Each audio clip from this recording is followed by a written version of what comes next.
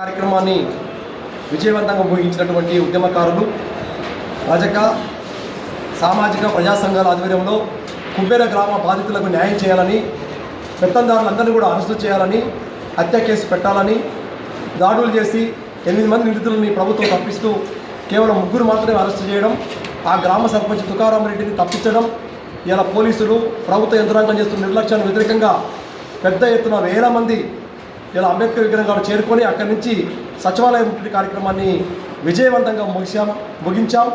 ఈ సందర్భంగా పోలీసులు ఈ ఉద్యమకారులందరినీ కూడా అరెస్టు చేసి హైదరాబాద్ నగరంలో ఉన్నటువంటి వివిధ పోలీస్ స్టేషన్లలో పెట్టడం జరిగింది.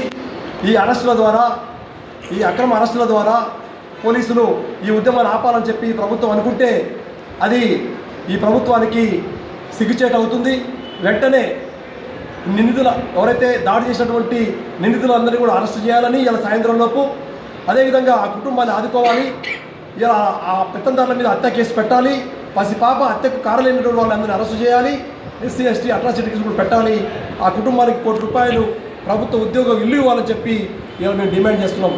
ఇప్పటికైనా ముఖ్యమంత్రి గారు ఈ ప్రభుత్వం స్పందించకపోతే ఈ ఉద్యమాన్ని ఇంకా తీవ్రతం చేస్తాం.